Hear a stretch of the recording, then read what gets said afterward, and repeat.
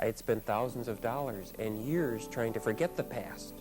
And now the 12 steps invite me to open up the past. I want to win, and I want to win at any price. But we must have been so afraid that we would be rejected by God that we began stonewalling ourselves back then. And if I always have to be right, that's a terribly difficult position to be in. I know I can't always be right. No tougher words than to try to say, I was wrong. Whew.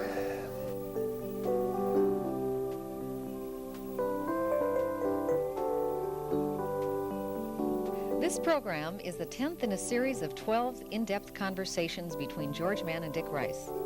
They've come together to walk the 12 steps of AA and to share with you their personal stories and experiences of growth in spirituality. Dr. George Mann is a medical director of St. Mary's Chemical Dependency Services in Minneapolis. Father Dick Rice is the director of Loyola Spiritual Direction Center in St. Paul, Minnesota.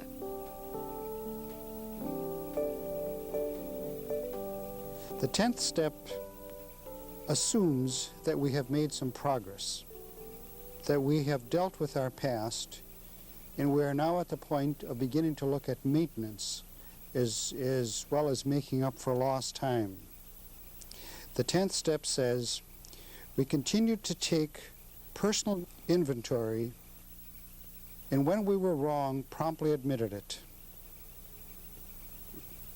I would like to join that, George, with the 9th chapter of Luke's Gospel, very similar to what you've just read. Jesus said to all, "Whoever wishes to be my follower must deny her very self, take up her cross each day, and follow in my steps. Whoever would save her life will lose it, and whoever loses her life for my sake will save it." The 10th step is a here and now step. It moves us into the moment. It moves us into today, this moment in time. What am I doing now? How am I using all the things, all the knowledge that I have gained through the first 9 steps? There is a basic assumption in this step, and that is that after having come to an awakening, after having accepted who and what God is, after knowing myself, coming to a new level of self-knowledge, having made amends to the people in my life, directly and indirectly, I'm now at the point where, on a day-to-day basis, my life takes on a whole new dimension, a whole new level of awareness, a whole new way of looking into myself, and then somehow reflecting on that on a daily basis, kind of, how am I doing? How am I doing today? The spirit of the movement that you've delineated through those first 9 steps intrigues me no end. That it has taken us 9 steps to really integrate the past. When I get to this point, and the 10th step, I'm always reminded of those lines that, for me, epitomize Dag Hammarskjöld's life, when really to climax his journal, he put, "For all that has been, thank you. For all that will be, yes." It's as though all the previous 9 steps, working them, has gotten us to the point where we can now say, "For all that has been, thank you." So now we move into the present and make the commitment to every day, one day at a time. This is the one day at a time step. This is where the concept of that comes from. And I think another thing that there's a key word here, which we saw back in the 4th step, and the word being inventory. I think one of the things that is important when we take a daily inventory, that we're really doing a small 4th step every day. And what that means is again that we look at and reflect on the positive things as well as the negative. In the traditions of examination of conscience. There was a focus, or there is a focus there, on looking almost exclusively at faults, at sins, at behaviors that are destructive. But I think it's important, just as important on a daily basis, to say, these are the good things I've done today. Here's a problem I've had in the past. My problem is that I have a short temper. I tend to lose my temper easily. And today I was in 2 situations where I could have lost my temper, and I didn't. And to give yourself credit and to give yourself some strokes for that, the recognition of that. It is amazing that Bill and Dr. Bob fell into the whole tradition of the examination of conscience at its best. I find in my own life and the life of others that where it doesn't work for people is when they would simply focus on the negative and try and change a negative. You never grow. You never really change by just simply working on the negatives. In the tradition, the history of this step and the history of the examination of conscience has been at its best when a person, I think, bathes himself in gratitude. What am I grateful for today? And especially, what have I done well? And what gifts, depending on what inventory one might be using, have I received and have I brought forth?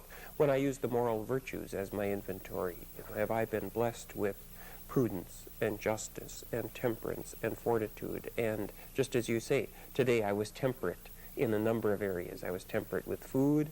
I was temperate in my relationships. I was temperate with work.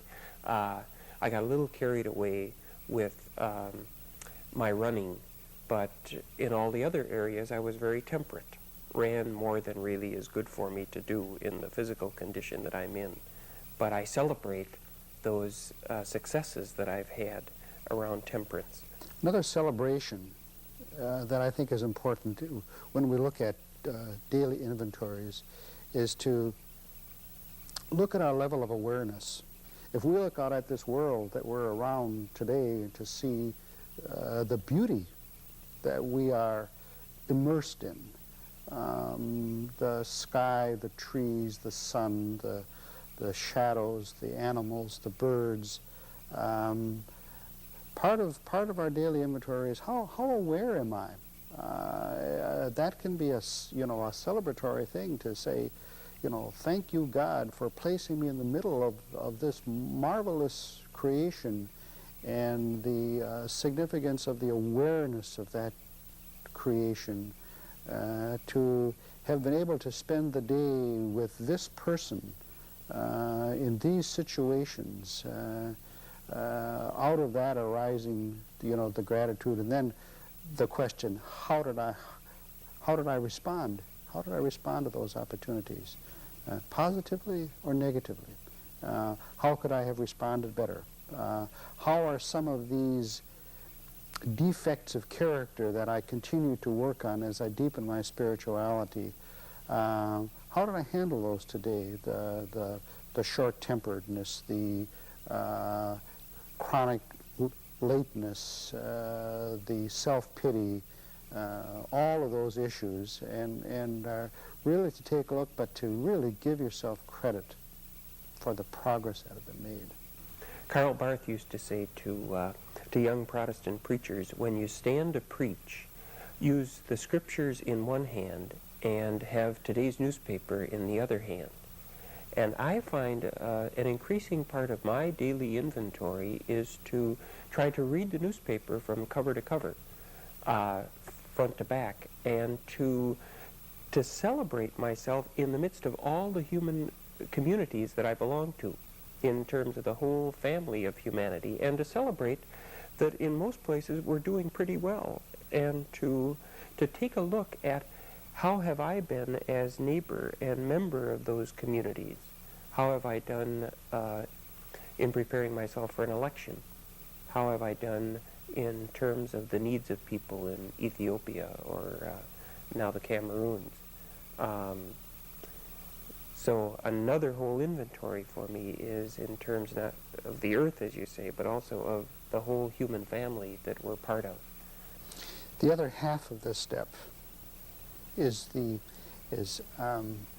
to promptly admit when we're wrong. As we have talked about issues of pride, ego maintenance, that tremendous need to be right that most of us have, all of us have, and to say, I will promptly admit to you when I'm wrong. And I think as we talk about these steps, we also always have to say, why do we do it? What's the value of it? I think, you know, the two of the biggest things, of course, that are very closely connected, that we have spoken of, that seem to be major impediments to spiritual growth and development, are pride and ego. And how we get into pride and ego is we become deluded about ourselves. We don't see ourselves realistically. We don't give ourselves credit for who and what we are, or we are increasingly critical of ourselves, or we gloss over the things that we really need to take a look at. And as we move into that delusionary behavior, one of the things that happens to us is that as we become further and further removed from reality, we become more and more invested in maintenance of our own ego, of that pride that keeps us from having ourselves rooted. And I think that's one of the primary functions of this step, is to have a daily mechanism where I can take a good, honest, critical look at myself and avoid those traps of pride and ego. One of the best little inventories that I use on myself are simply what we've traditionally called the moral virtues: prudence, justice, temperance, and fortitude. And I'll just walk around those four on any given day to see how I've done with each of those, and with courage in particular. You know, I tend to put off the things that are going to be more difficult or that I'm more anxious about. And so, did I make this phone call today?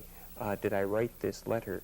But exactly what you say continually proves true, that I keep my feet on the ground by saying I've been gifted with these virtues that make human interaction possible, and yet they're not my own achievements, and in some of those I've still got a lot of growing up to do, especially with courage. So just to take the inventory and to be willing to take it keeps my feet on the ground. The days that I get concerned about myself are when I don't take the inventory, because in all likelihood I've gotten carried off with myself, and then I'm well on my way to pride. I think another part of a daily inventory ought to be to take a constant look at how are we maintaining balance in our lives. I think that issues of how much time do we spend working, how much time do we spend playing, how much time do we spend with our family, how much time do we spend with friends, how much time do we spend in solitude and just being alone with ourselves, to just keep looking at those things and saying, are those things in balance? I think this is particularly true where people in the past have had problems with alcohol, drugs, neuroses, those kinds of things that are certainly terrible impediments to where people want to go. Any kind of compulsive behaviors, and say, is my life balanced? Or is that compulsive streak in me beginning to surface either in some old ways or in a new way? I think one of the things that I've seen is that, for an example, people who are alcoholic who get into recovery and decide that they want to lead good, wholesome, healthy lives, and maybe take up jogging as a way of getting healthy. And before long, that jogging has become another compulsive activity that begins to interfere in their work, in their family, in all kinds of ways. And I think just the recognition then, you know, of who I am and what I am, what those defects of character are, what those characteristics that I have within me that can get out of hand. I think I'd keep your questions rippling even further than you have. What do you think of that? How am I with the community of myself, my marriage, my family? I'd keep you moving out into neighborhood. How are you doing in the country in terms of being citizen of the world? How are you doing in terms of care of the earth? How are you doing in terms of being a citizen of this country in a political year? Are you participating in the political process? Are you informing yourself along the way? It's all part of balance, all part of balance. Maintaining a sense of equilibrium. Looking at our moods is another thing that we didn't talk about, is that do I have some kind of balance in my life as far as my moods are concerned? Do I have kind of the normal ups and downs or am I chronically depressed or chronically high? And how do those mood swings affect me? Okay, now take those chronic things that show up, and I think my experience is that what you're beginning to speak of there is a particular examination, a particular inventory within the inventory. I can't every day be taking my whole inventory of myself in all the communities that I belong to. I can't be taking my temperature all the time. What I find, the way the spirit works and the spirituality of the steps works, is that there usually is an invitation by the Spirit of God to work on one area of my life first, or primarily, to be maybe taking a whole inventory daily or weekly, but then to be taking a closer look at one area of my life. Courage is the one in my life that continues to reappear as an area that calls out to be worked on. Do you find that? Well, I think, you know, I have two responses to that. One is I think that a daily inventory requires some kind of a format. And you take all these areas and you fit them into a format. Maybe the format that works best for me are the major environmental areas of my life. How is my internal environment? And there I can look at activities, moods, all those kind of things. How am I with my family, with my wife, with my children? How am I at work? How am I in areas of self-care? Those four major areas. Is there one thing in those areas that stands out where I'm aware that this is becoming a major problem, where people are beginning to make comments, that I'm beginning to have some negative experiences around it?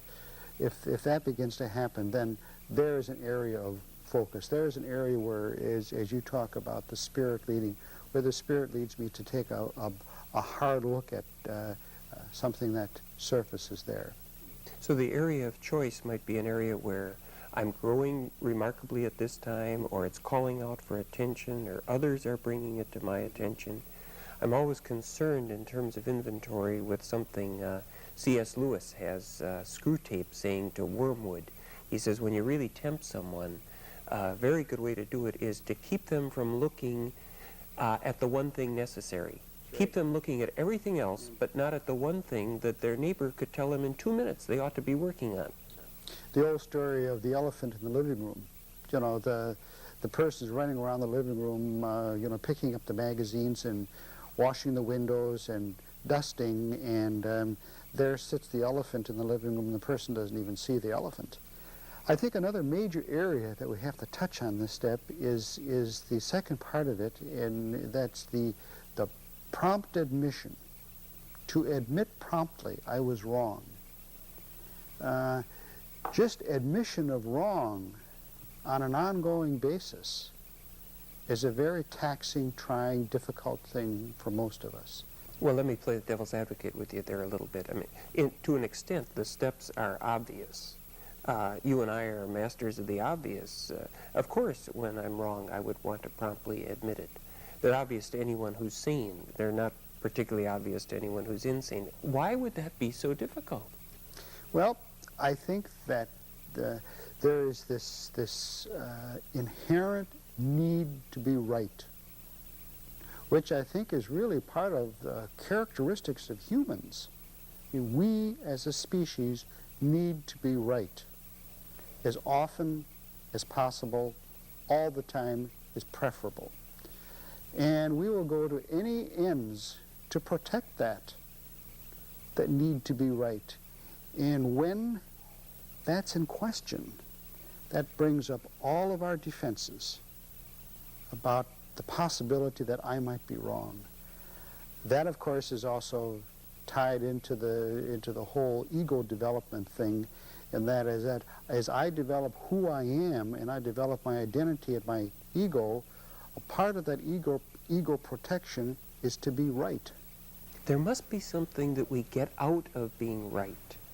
You know, I often think, there we were back in the garden, and we had done wrong, and we had been wrong. We had insisted upon eating the apple. And God comes upon us having done wrong, and if only we had admitted it. But we must have been so afraid that we would be rejected by God that we began stonewalling ourselves back then. There's another dynamic that goes right along with that, and that's the need to win. I mean, if it's a question between you and I of right and wrong, of who's right and who's wrong, if I can make me right and you wrong, then I win. And there's that whole competitive nature that we have that says, I want to win, and I want to win at any price. And our culture in many, many areas reinforces that constantly. And again, if you win, then what? Then you get acceptance. You get... Then I'm better. I'm better than you. And I think all of us, no matter how we may appear on the outside, that ego of ours is really a false god. And it's a false god with very thin, brittle skin that's punctured very easily. And so we protect it. And one of the ways we protect it is by being right, by winning, by making the other one wrong. Even though as soon as you're right and I'm wrong, as soon as you've won and I've lost, we've separated. And whatever harmony that we've been talking about throughout these steps we had ever wanted is now impossible. But the other side to it, that of course, if I win and you lose, that's only one round. And then the next round begins immediately, and you lost the last one, and you need to win this one. And so you get this ongoing competition. You see it so often in married couples. What was the show that was on radio? The Bickersons. The bicker, who's right and who's wrong. We made this trip to Aunt Susie's last summer, and we took flight 450. No, we took 528. No, we took 450. And on goes the battle. And who's right and who's wrong and who's going to win. Very destructive. So this step talks about the very converse of that is the freedom. The freedom to be able to say, I'm wrong. See, if we don't have the freedom to be wrong, then we're locked into the position of always having to be right. And if I always have to be right, that's a terribly difficult position to be in. I know I can't always be right. And it isolates you and separates you from everyone you want to be in union with. So the prompt admission of having been wrong really continues to open the way to community, opens the way to peace and to the harmony that we've been trying to achieve, that the Serenity Prayer is all about, that the steps are really all about. Prompt. Okay. If I have to admit I'm wrong, if you and I get into an argument and you present me some overwhelming data that I'm wrong, I can say, well, I guess he's right. maybe I ought to admit that, but I'll do that tomorrow or the next day or some other time. And of course, then I never do it. And by my very silence, I may be saying, I was wrong and you're right. But what the step says is to be very clear and say, Dick, you're right and I'm wrong. I made a mistake. And that is going back to what we talked about earlier, that is a very humbling experience. Humbling experience because it brings me back down to earth to have my feet firmly planted on the earth. George, it's humbling. I don't think there are any tougher words. The steps aren't getting any easier. If anything, they're getting more difficult. No tougher words than to try to say, I was wrong. Whew. I'm getting tired. We've taken the step, but it's been enjoyable. I want to go on with you. Can we go on? Let's go on, brother. Thank you.